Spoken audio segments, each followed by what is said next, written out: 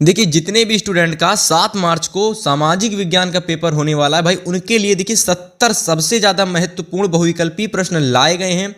और देखिए ये एक महा मैराथन वीडियो होने वाली है, ठीक है।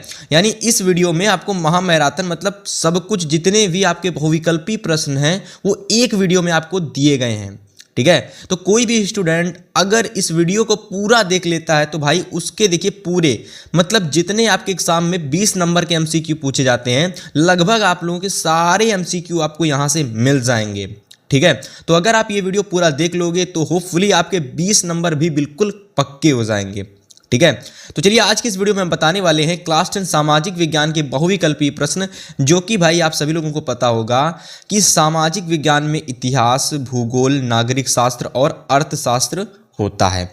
तो देखिए इन चारों भागों के आपसे एग्जाम में भैया 20 नंबर के 20 एमसीक्यू पूछे जाते हैं, और भैया आप सभी लोगों को पता होगा कि 20 नंबर के आते हैं। तो चलिए आज हम आपके 20 नंबर इसी वीडियो में पक्का करा देंगे। तो जितने भी स्टूडेंट 7 मार्च को भाई सामाजिक विज्ञान का पेपर देने वाले हैं, आप लोग चैनल को अगर सब्सक्राइब नहीं किए हो तो सब्सक्राइब कर देना, क्योंकि इसी तरीके से मैंने आप लोगों के लिए हर एक सब्जेक्ट की महा मैराथन वीडियो बनाई है, जिसमें मैंने आपको सभी प्रकार के क्वेश्चन कराए हैं, ठीक है। चैनल को सब्सक्राइब कर लेना, वीडियो पसंद आए लाइक कर लेना, और वीडियोस जाकर के हमारे चैनल पर भी देख सकते हो आप।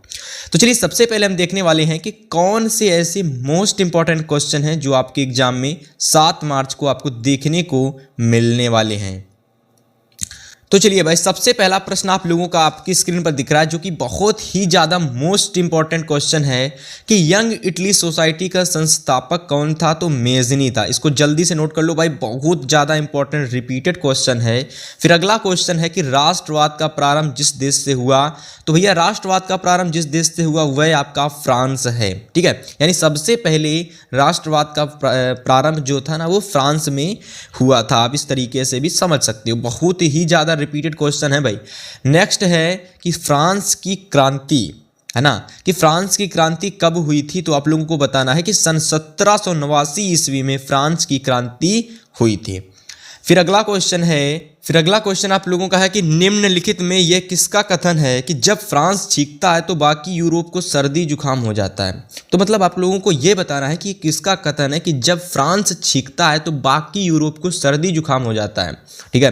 तो भैया ये आप लोगों का मेटरनिक का कथन था। किसका कथन था भाई? मेटरनिक का कथन था, याद कर लो। बहुत ही ज़्यादा इंपॉर्टेंट रिपीटेड क्वेश्चन है। और नेक्स्ट क्वेश्चन आप लोगों का है कि सन 1789 ईस्वी में फ्रांस किस प्रकार का राज्य था? ठीक है, तो यानी सन 1789 ईस्वी में फ्रांस किस प्रकार का राज्य था? तो असीमित राजतंत्र था। कैसा राज्य था? असीमित राजतंत्र। इसको नोट कर लो। देखिए ये सारे क्वेश्चन आपके एग्जाम में एक एक नंबर के ओएमआर सीट पर भरने के लिए आएंगे, ठीक है। तो जितने भी स्टूडेंट वीडियो को लाइक नहीं किए, वीडियो को लाइक कर दे भाई। इसी तरीके के क्वेश्चन आपको सभी सब्जेक्ट के महा मैराथन वीडियो के साथ दिए जाएंगे। आप एक वीडियो देख करके अपने पूरे 20 नंबर पक्के कर सकते हो।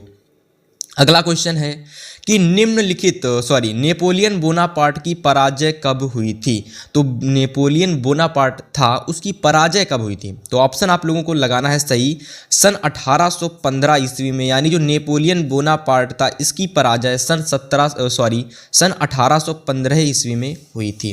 अब नेक्स्ट क्वेश्चन है कि नेपोलियन का संबंध किस देश से था? तो भैया फ्रांस से था। यानी आप लोगों का जो नेपोलियन था इसका संबंध फ्रांस देश से था। किससे था? फ्रांस से। चलो अब हम लोग अगला क्वेश्चन देखते हैं। अगला क्वेश्चन है, देख सकते हो 8 नंबर क्वेश्चन, कि असहयोग आंदोलन का मुख्य कारण क्या था? देखिए स्टूडेंट जितने भी क्वेश्चन है ना वो सारे आप लोगों के लगभग सभी सब्जेक्ट के हैं, और प्रत्येक भाग वाइज है, यानी यूनिट वाइज है। पहले इतिहास के, फिर भूगोल के, फिर नागरिक के, फिर अर्थशास्त्र के, ठीक है। तो मतलब आप लोग अगर पूरी वीडियो को देख लोगे सारे प्रश्न आपके कंप्लीट हो जाएंगे, ठीक है। देखिए असहयोग आंदोलन का मुख्य कारण क्या था भाई? तो असहयोग आंदोलन का मुख्य कारण रॉलेट एक्ट था। फिर नेक्स्ट क्वेश्चन है कि जलियांवाला बाग में गोली चलाने की आज्ञा किसने दी थी? तो जलियांवाला बाग में गोली चलाने की जो आज्ञा थी भाई वो जनरल डायर ने दी थी। किसने? जनरल डायर ने। नोट कर लो, बहुत रिपीटेड प्रश्न है सारे। आपको 2024 में ये सारे प्रश्न छाप देने जाके भाई। वंदे मातरम गीत का लेखक कौन था? तो वंदे मातरम गीत का लेखक बंकिम चंद्र चटर्जी थे। आप लोगों को ऐसे ही ये सारे क्वेश्चन रट लेने हैं, ठीक है।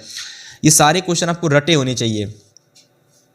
नेक्स्ट क्वेश्चन है कि महात्मा गांधी अफ्रीका से कब वापस लौटे। तो महात्मा गांधी अफ्रीका से सन 1915 में भारत वापस यानी इंडिया वापस आए थे। नेक्स्ट क्वेश्चन है कि भारतीय राष्ट्रीय कांग्रेस की स्थापना कब हुई थी। तो भारतीय राष्ट्रीय कांग्रेस की स्थापना सन 1815 ईस्वी में हुई थी। कब हुई थी भाई? 1815 ईस्वी में, नोट कर लो। अब अगला कुछ फिर नेक्स्ट क्वेश्चन देख सकते हो आप लोग। अगला क्वेश्चन कि हिंद स्वराज, जो आप लोगों की पुस्तक हिंद स्वराज थी, तो इस पुस्तक के लेखक कौन थे? तो इस पुस्तक के लेखक आपके महात्मा गांधी जी थे। कौन थे? महात्मा गांधी जी। नोट कर लो इसको, बहुत ही रिपीटेड प्रश्न है भाई, सारे प्रश्न आपको अच्छे से तैयार कर लेने हैं। देखिए आज के इस क्लास में आपको केवल 70 प्रश्न बताए जाएंगे, केवल और केवल कितने प्रश्न? 70 प्रश्न। अगर आप ये 70 प्रश्न अच्छे से तैयार कर लेते हो तो 20 में 20 नंबर आपके लाने से कोई नहीं रोक सकता। ठीक है, पूरे क्वेश्चन आप अच्छे से पूरे करके आओगे। चलो फिर अगला प्रश्न देखते हैं। नेक्स्ट क्वेश्चन है आप लोगों का 14 नंबर क्वेश्चन कि चौरी में, पूरा नहीं लिखा, देखो ऐसे होगा पूरा, चौरी चौरा, ठीक है, ऐसे लिख लो। तो चौरी चौरा में हिंसात्मक घटना कब हुई थी? तो 5 फरवरी 1922 ईस्वी को चौरी चौरा में हिंसात्मक घटना घटी थी। 5 फरवरी 1922 ईस्वी को, नोट कर लो भाई। अगला क्वेश्चन है कि जलियांवाला बाग, देखो क्वेश्चन है कि जलियांवाला बाग की घटना कब हुई थी? तो जलियांवाला जो बाग था ना, इसकी घटना सन 1919 यानी 13 अप्रैल सन 1919 ईस्वी को घटी थी। नोट कर लो। फिर अगला प्रश्न है कि स्वराज मेरा जन्म अधिकार है और मैं इसे लेकर रहूंगा, किसका कथन था ये? तो भाई ये कथन था आप लोगों का बाल गंगाधर तिलक जी का। किसका था? बाल गंगाधर तिलक का, कि स्वराज मेरा जन्म अधिकार है और मैं इसे लेकर के रहूंगा। किसका कथन था? तो बाल गंगाधर तिलक जी का था। फिर अगला प्रश्न है कि आर्थिक महामंदी का प्रारंभ किस वर्ष हुआ था? देखो बहुत ज़्यादा रिपीटेड प्रश्न है ये आप लोगों का, भूमंडलीकृत विश्व का बनना का, कि आर्थिक महामंदी का प्रारंभ किस वर्ष हुआ था? तो आर्थिक महामंदी का प्रारंभ वर्ष 1929 ईस्वी में हुआ था। ठीक है, कब हुआ था भाई? वर्ष 1929 ईस्वी में। समझ में आ गया? चलो नेक्स्ट क्वेश्चन देख लेते हैं। फिर अगला क्वेश्चन नंबर 18 कि संयुक्त राष्ट्र संघ का मुख्यालय कहाँ स्थित है? तो संयुक्त राष्ट्र संघ का मुख्यालय आप लोगों का न्यूयॉर्क में स्थित है। कहाँ पे है? न्यूयॉर्क। ये न्यूयॉर्क में स्थित है, इसको नोट कर लो भाई कि संयुक्त राष्ट्र संघ का मुख्यालय जिनेवा में नहीं, कहाँ पर स्थित है? न्यूयॉर्क में स्थित है।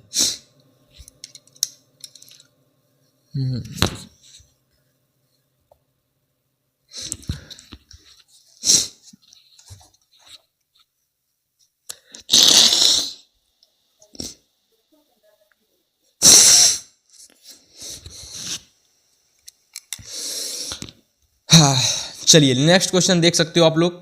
अगला क्वेश्चन है कि प्रथम विश्व युद्ध कब प्रारंभ हुआ? तो प्रथम विश्व युद्ध, देखो बहुत रिपीटेड प्रश्न है सारे, तो वर्ष 1914 ईस्वी में यानी 1914 में आपका प्रथम विश्व युद्ध प्रारंभ हुआ था। ठीक है, इतना नोट कर लो, फिर आगे अगले क्वेश्चन बताते हैं।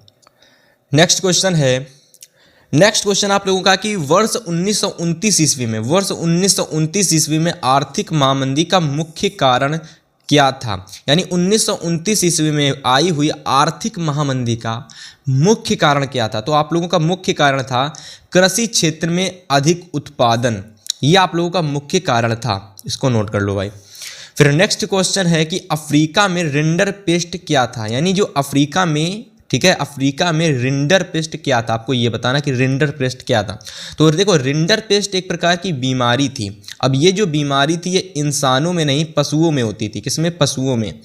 तो ये जो होती थी, इस बीमारी को क्या कहते हैं? एक बीमारी थी। तो मैंने आपको बताया ये बीमारी थी, रिंडर पेस्ट एक बीमारी थी जो कि पशुओं में हुआ करती थी, यानी वहाँ के जो मवेशी थे अफ्रीका की, वहाँ हुआ करती थी। तो देखिए यहाँ से आपको इतने क्वेश्चन नोट कर लेने, फिर आगे के क्वेश्चन मैं आपको बताता हूँ। क्वेश्चन नंबर 25 आप लोगों का है, बहुत इंपॉर्टेंट प्रश्न है कि निम्नलिखित में कौन सा धात्विक खनिज है? देखो धात्विक खनिज पूछ रहा है, कौन सा ऐसा है जो धात्विक खनिज है?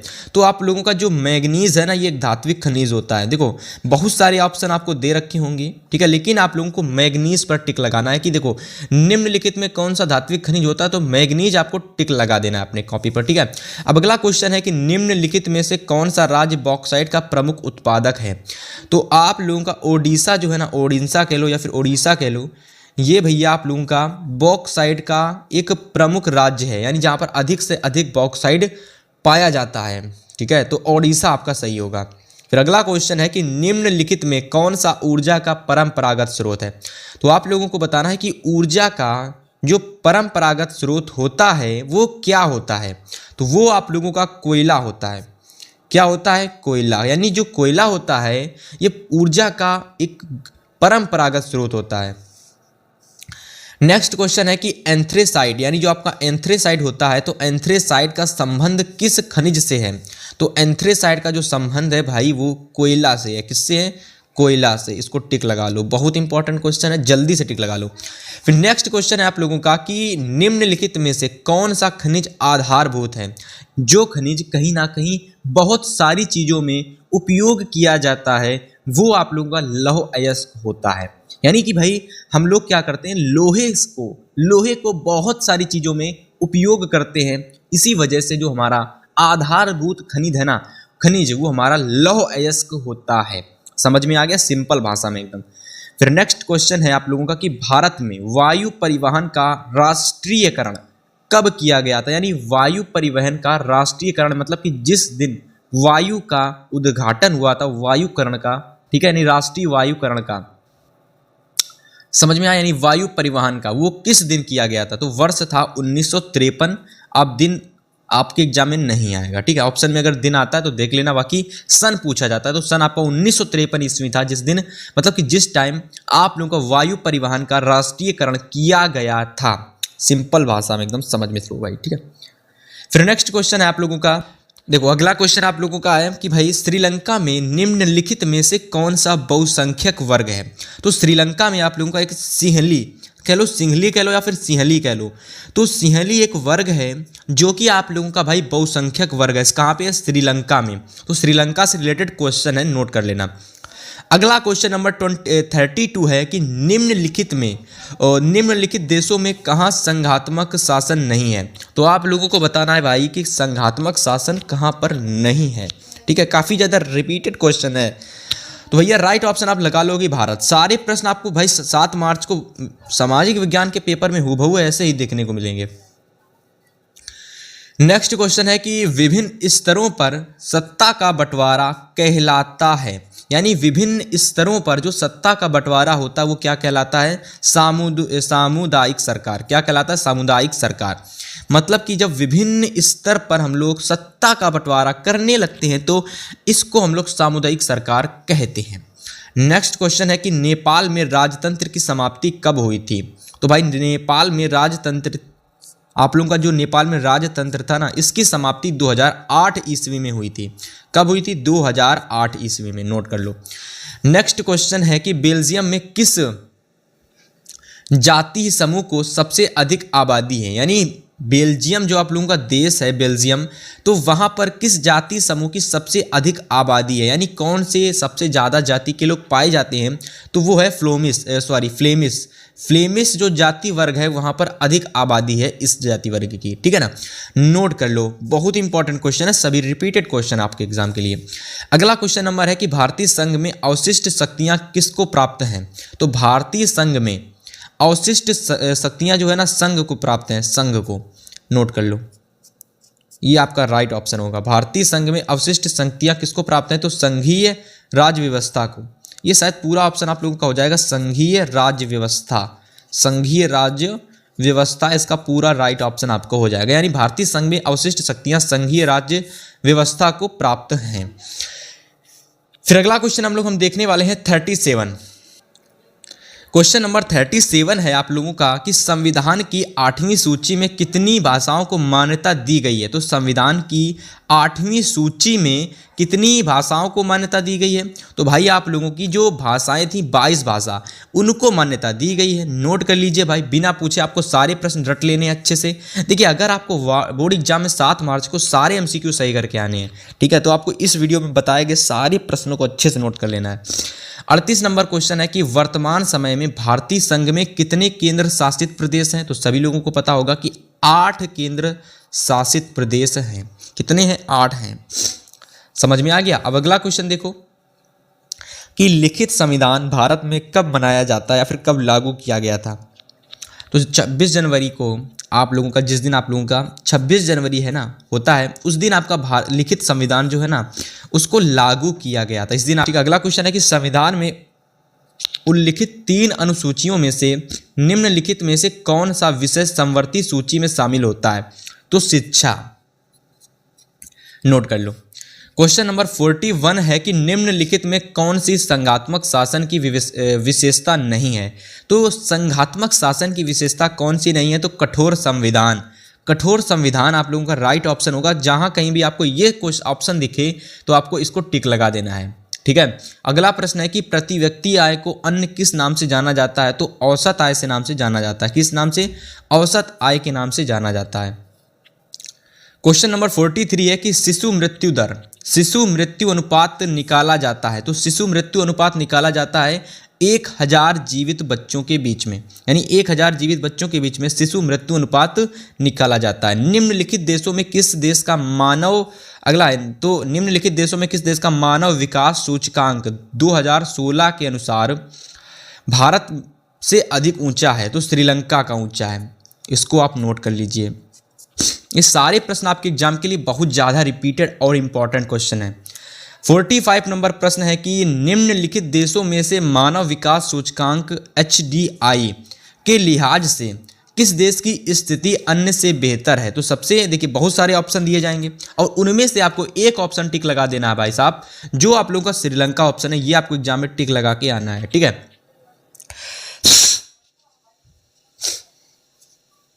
अब देखिए आपको बहुत सारे ऑप्शन दिए जाएंगे और उसमें से भी आपको एक ऑप्शन टिक लगाना है जो कि आप लोगों का है श्रीलंका।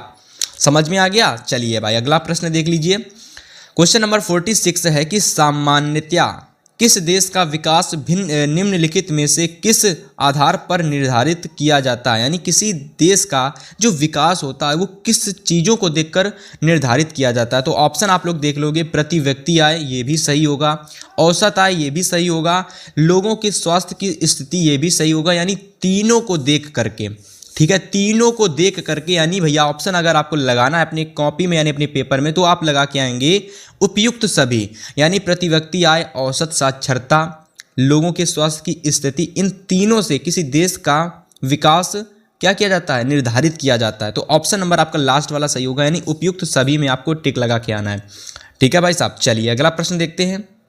देखिए क्वेश्चन नंबर 48 आप लोगों का दे रखा है कि एक वस्तु का अधिकांश, एक वस्तु का अधिकांशतः प्राकृतिक प्रक्रिया से उत्पादन होता है। यानी प्राकृतिक प्रक्रिया से उत्पादन होता है उसको क्या कहते हैं, तो प्राथमिक क्षेत्र। यानी जहाँ से आप लोगों का अधिक से अधिक चीज़ें प्रकृति द्वारा प्राप्त होती हैं तो वो आप लोगों का जो क्षेत्र होता है वो प्राथमिक क्षेत्र होता है, ठीक है, टिक लगा लेना आप लोग। अगला प्रश्न है कि सेवा क्षेत्र निम्नलिखित में से किस क्षेत्र में सम्मिलित किया जाता है। तो तृतीयक क्षेत्र में, सेवा क्षेत्र तृतीयक क्षेत्र में सम्मिलित किया जाता है। फिर नेक्स्ट क्वेश्चन है कि द्वितीयक क्षेत्र को किस अन्य नाम से जाना जाता है। तो आप लोगों का जो द्वितीयक क्षेत्र है ना, द्वितीयक क्षेत्र, तो इसको आप लोगों का औद्योगिक क्षेत्र के नाम से, यानी औद्योगिक क्षेत्र जो होता है इसके नाम से जाना जाता है। 50 प्रश्न, देखिए यहाँ से सारे स्टूडेंट अगर आप वीडियो को देख रहे हैं तो भाई आप लोगों के 50 क्वेश्चन कंप्लीट हो चुके हैं। अब देखिए मैं ये नहीं कहूँगा कि भैया अगर आपने 50 ही पढ़ लिए तो 20 में 20 पूरे नंबर आ जाएंगे, लेकिन मैं ये कहूँगा कि अगर आपने 50 तैयार कर लिए ना तो भैया कम से कम आपके एग्जाम में आपको 10 से 12 क्वेश्चन जरूर देखने को मिलेंगे। और अगर आपने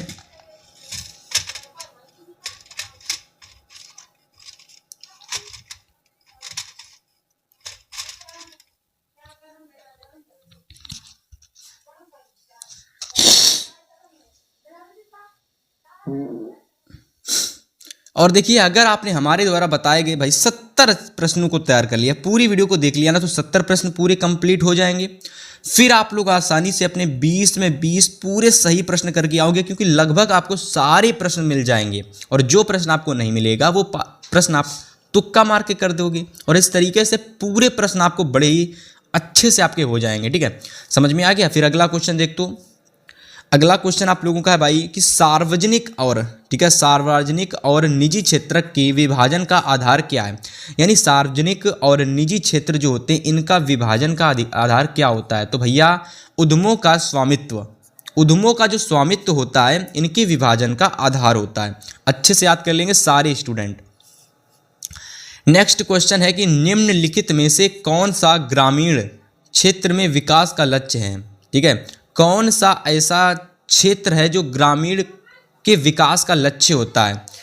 तो भैया ये सारे होते हैं, देखो नियमित कार्य, उपज की उचित कीमत, बेहतर मजदूरी, इनमें सभी, मतलब ये तीनों चीज़ें होनी चाहिए। ठीक है, ये तीनों चीज़ें होंगी तो आप ऑप्शन नंबर इनमें से सभी, आपके ऑप्शन दिख रहे होंगे तो आप लोगों को इनमें से सभी वाले ऑप्शन पर टिक लगाकर आना है भाई साहब। ठीक है, चलिए अगला क्वेश्चन देखिए। नेक्स्ट क्वेश्चन है कि निम्नलिखित में किसको कृषि क्षेत्रक कहते हैं। तो भैया प्राथमिक क्षेत्रक को क्या कहते हैं, प्राथमिक क्षेत्रक को कृषि क्षेत्रक कहते हैं। नेक्स्ट क्वेश्चन है कि किस क्षेत्र को कृषि एवं सहायक क्षेत्र कहते हैं।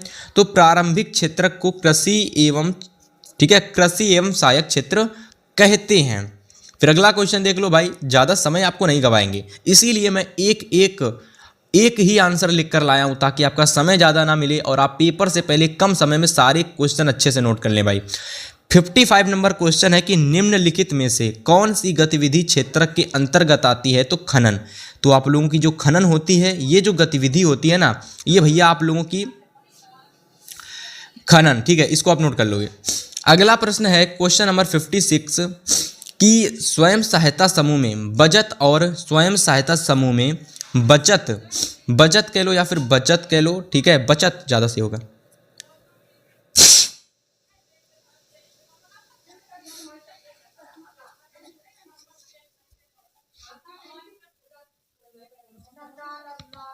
ठीक है, बचत और ऋण संबंधित अधिकार निर्णय लिए जाते हैं तो बैंक द्वारा लिए जाते हैं। कहाँ से, बैंक द्वारा लिए जाते हैं, इसको नोट कर लोगे। फिर अगला क्वेश्चन है कि निम्नलिखित में किस वर्ष बांग्लादेश ग्रामीण बैंक की स्थापना की गई थी।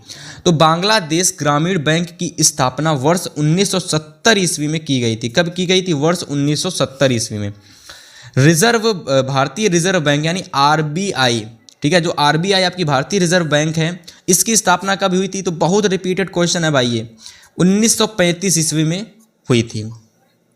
ठीक है, तो इस तरीके से आपके 58 प्रश्न आज आपके कंप्लीट हो चुके हैं मेरे भाई। अभी आपको 70 प्रश्न पूरे कंप्लीट करने हैं और फिर इस वीडियो को देखने के बाद आपके पूरे 20 में 20 नंबर पक्के हो जाएंगे और फिर पेपर को आप उड़ा के चले आना बस। ठीक है, चलो नेक्स्ट क्वेश्चन है आप लोगों का कि भारत में उदारीकरण की शुरुआत कब से हुई थी। तो सन 1991 ईस्वी से भारत में उदारीकरण की शुरुआत हुई थी। अब अगला क्वेश्चन है कि निम्नलिखित में से भारत प्रमुख रूप से किसका आयात करता है। तो भारत है ना प्रमुख रूप से कच्चे पेट्रोलियम का निर्यात करता है। किसका निर्यात करता है, कच्चे पेट्रोलियम का। नेक्स्ट क्वेश्चन है कि विश्व व्यापार संगठन की स्थापना कब हुई थी। तो 1 जनवरी 1995 ईस्वी को विश्व व्यापार संगठन की स्थापना हुई थी। फिर अगला प्रश्न है आप लोगों का कि विश्व व्यापार संगठन मुख्यालय कहाँ स्थित है। तो विश्व व्यापार संगठन मुख्यालय जेनेवा में स्थित है। कहाँ पर, जिनेवा नहीं होता मेरे भाई, जेनेवा होता है। अगला क्वेश्चन है स्टूडेंट कि भारत में उपभोक्ता संरक्षण अधिनियम कब लागू किया गया था। तो वर्ष 1986 ईस्वी में। भारत में उपभोक्ता संरक्षण अधिनियम वर्ष 1986 ईस्वी में लागू किया गया था, नोट कर लोगे। सूचना का अधिकार अधिनियम कब लागू किया गया था। तो सूचना का अधिकार अधिनियम 2005 ईस्वी में लागू किया गया था। लगभग आज से कितने साल पहले, लगभग आज से आप लोगों के 19 साल पहले लागू किया गया था। 64 नंबर क्वेश्चन है आप लोगों का। अगला प्रश्न है कि राष्ट्रीय उपभोक्ता दिवस कब और किस दिन मनाया जाता है। तो भैया 24 दिसंबर को बनाया जाता है। राष्ट्रीय उपभोक्ता दिवस 24 दिसंबर को बनाया जाता है। वह संगठन जो अंतर्राष्ट्रीय स्तर पर उत्पादों को मानक तय करता है उसे कहते हैं तो ISO उसे कहते हैं। यानी कि वह संगठन जो अंतर्राष्ट्रीय स्तर पर उत्पादों के मानक तय करता है, जो उत्पाद होते हैं उसके मानक को तय करता है, उसको ISO कहते हैं। जैसे कि बैंक का जो शॉर्टकट होता है RBI, ऐसे ये ISO है। और यही प्रश्न आपके एग्जाम में ऑप्शन में ISO ही आएगा और ISO ही आप लोगों को टिक लगा कर आना है। सिंपल सी बात है एकदम। अगला प्रश्न है आपका 67 नंबर कि भारत में कितने प्रतिशत लोग अनौपचारिक स्रोतों से ऋण प्राप्त करते हैं। तो 90% लोग अनौपचारिक स्रोतों से ऋण को प्राप्त करते हैं। क्वेश्चन नंबर 68 देख लो भाई, अंतिम समय पर आ चुकी है हमारी वीडियो कि भारत में रुपए के प्रयोग को वैधता कैसे प्रदान की गई। तो भारत में जो रुपयों के जो प्रयोग होते हैं उसको वैधता कैसे प्राप्त की गई, तो कानून द्वारा उसको वैधता प्राप्त है। किसके द्वारा? कानून द्वारा। नोट कर लोगे। क्वेश्चन नंबर 69 है कि निम्नलिखित में से किस देश को छोड़कर हर जगह तानाशाही पर लोकतंत्र को प्राथमिकता दी जाती है, यानी तानाशाही को छोड़कर लोकतंत्र को प्राथमिकता दी जाती है। तो पाकिस्तान आप लोगों का है। देखो इसका अगर दूसरा कोई ऑप्शन आपको दिख जाए ना तो आपका ठीक है, वरना पाकिस्तान अगर आपको दिख जाए तो भाई उसको टिक लगा देना बस। प्रश्न नंबर 70 है, यानी हमारी इस वीडियो का अंतिम प्रश्न है मेरे भाई। अगर आप लोग इस जितने भी स्टूडेंट वीडियो को देख रहे हैं, मैं अगर उनसे ये कहूं कि भाई अगर आप लोगों ने इस वीडियो को अभी यहां तक देखा है तो बताए गए 70 प्रश्न आपके एग्जाम में फंसेंगे और इसी में से आपको 20 में 20 नंबर पूरे आएंगे। और अगर आपको इसी तरीके से सभी सब्जेक्ट के इंपॉर्टेंट एमसीक्यू चाहिए हैं और इंपॉर्टेंट डिस्क्रिप्टिव क्वेश्चन चाहिए हैं तो भाई हमारे चैनल को सब्सक्राइब कर लेना, ऑल नोटिफिकेशन को भी ऑन कर लेना, ताकि हर एक वीडियो आपको सही समय पर मिले और आप 22 फरवरी से पहले सारे प्रश्नों को अच्छे से नोट करके रिवाइज करके पेपर देने जाएं। ठीक है, क्वेश्चन नंबर 70 देख लेते हैं कि निम्नलिखित में से कौन सा लोकतंत्र से संबंधित है। तो देखो पारदर्शी शासन, वैध शासन और उत्तरदायी शासन, अर्थात ये सभी जो है ना कहीं ये सभी आपके लोकतंत्र से संबंधित हैं। ठीक है, नोट कर लीजिए। तो इस तरीके से स्टूडेंट आज की इस वीडियो में बताए गए 70 प्रश्नों को आपको अच्छे से तैयार करना है। होपफुली प्रश्न अच्छे से तैयार कर लोगे तो भाई कोई ऐसा डाउट नहीं रहेगा कि आप 20 में 20 नंबर नहीं करके आओगे, पूरे करके आओगे। 100% मैं श्योर हूं कि प्रश्न आपको जरूर देखने को मिलेंगे एग्जाम में। तो फिर इस वीडियो को हम लोग यहीं पर एंड करते हैं, मिलेंगे आपसे नेक्स्ट वीडियो में। तब तक के लिए goodbye and good luck.